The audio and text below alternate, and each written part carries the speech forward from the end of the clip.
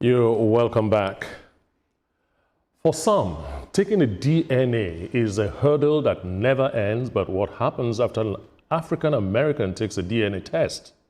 For John Omobowale Olomo, it became the beginning of an extraordinary journey that ultimately led him to reconnect with his ancestral homeland in Nigeria.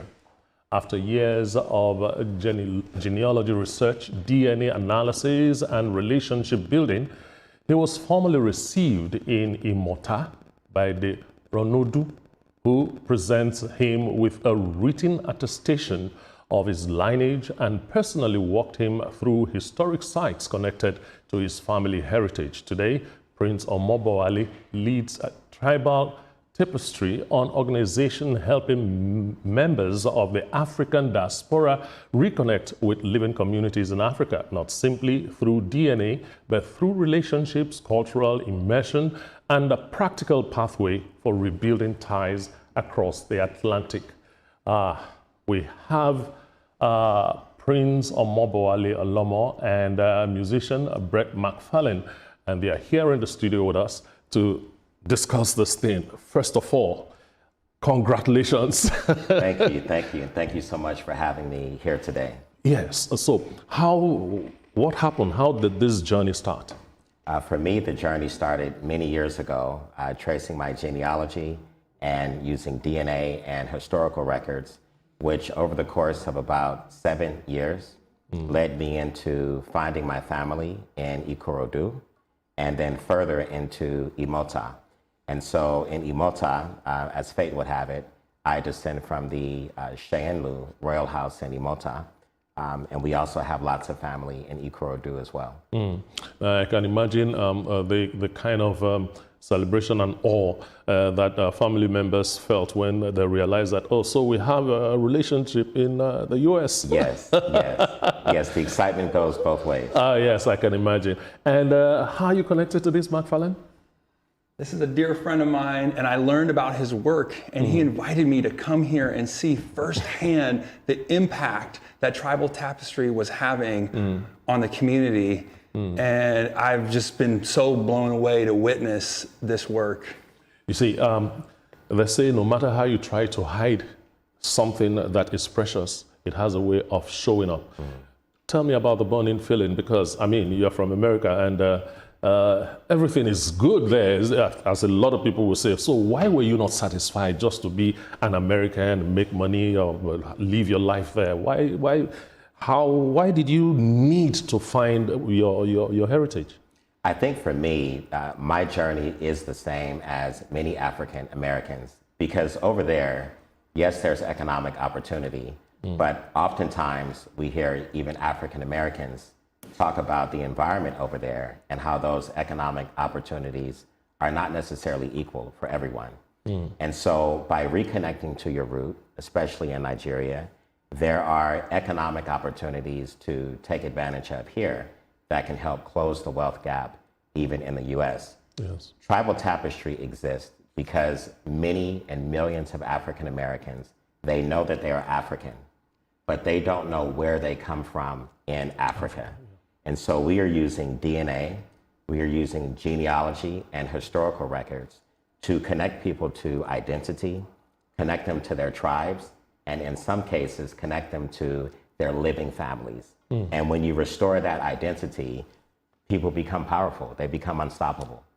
I can just imagine that, because I've had a personal experience. A friend of mine needed to meet his mother that he's never met, and we had to trace the woman, and the experience of seeing the mother for the first time, it was mind-blowing. So, McFarlane, I hear you do music. Yes, I do. I'm a musician. Okay. And while I've been here, I actually had the opportunity to write music, and I performed for the king, Obashasha, in the palace. And after that, I was inspired to record my new song, Believe, right here in Lagos, Nigeria, with a full Afro jazz band. Look, you're making goosebumps run over all my body. I happen to love music a whole lot. And My boy too wants to be as big a musician as you. Now you have a song written in Nigeria, inspired by your coming to Nigeria, performed in Nigeria, and so on. I just want to see the write-up you will do around that music. Well, right now we are working to make the music video with renowned producer Terry Joel. Wow. The song Believe is about ordinary Nigerians doing extraordinary work every day. Okay. And about people reconnecting with their ancestral communities through resilience, hope, and our shared humanity. Inspired by the work that I've seen through tribal tapestries, one of my biggest goals for this project is to work with a Nigerian footballer whose own journey reflects that message. Okay. So if anybody out there has a connection with Victor Osimhen, Alex Iwobi, Asisat Oshuala, or another Nigerian player that would be a great fit, please reach out. It would be an honor to tell part of Nigeria's story together. Osimhen, you find him in Istanbul, and just go there and say, I'm looking for Osimhen, and a million people will show you how to get to him. Oh, that's great. When it comes to you, I find myself looking for words to ask, because this is phenomenal as far as I'm concerned. How has it helped a lot of people, and how many people have you been able to connect with their ancestry? Yes, so this has helped people in, God, so many ways. We have had conversations here this week with some of the men that we have brought home to Nigeria this week. Okay. We stood inside of the palace in Shasha and were able to reveal their heritage. Two of them were Yoruba men, and they had never been to Africa. They had never been to the continent. And to stand before a king and to have their heritage revealed to them, I mean, it touched my heart deeply. Yes. But even I have no words for just how powerful something like that can be. And so we've opened up the way, and there are so many more that are going to be coming home. We have groups coming here in August and next year as well. Oh, that's fantastic. And so many want to come home.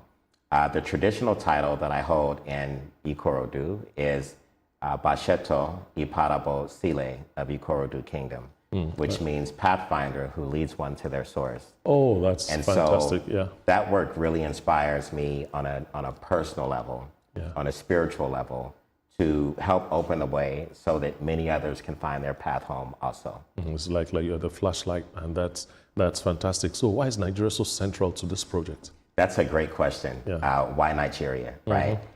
Half of the African Americans actually have Nigerian DNA, and they don't know it. You So serious? the more time I spend in Nigeria, I walk around the U.S. and I'm like, you are Hausa, you are Igbo, you are Yoruba. You know, you can just see it in people's face.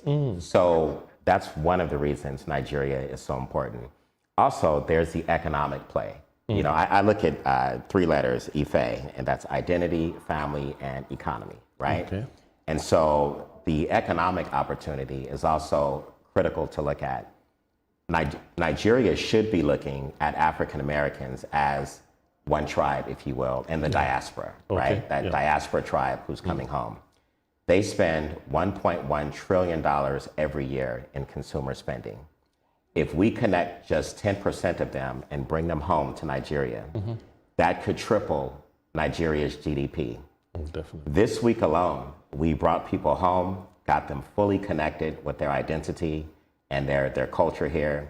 They opened bank accounts. Wow. And tens of millions of naira have flowed into Nigeria just this week with bringing people home. So once that hits scale, we're looking at a partnership between Nigeria and its African American diaspora that would really make Nigeria formidable. Okay. Because we believe that Nigeria will be that third largest economy in the world by 2050. And so we want to participate by bringing people home. And we call that the heritage economy.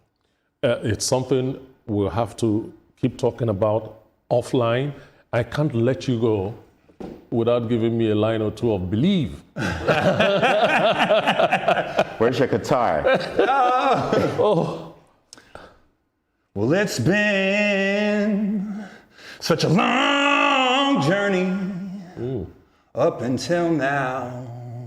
And just when it seems like it couldn't get any harder, well, it keeps getting harder every day.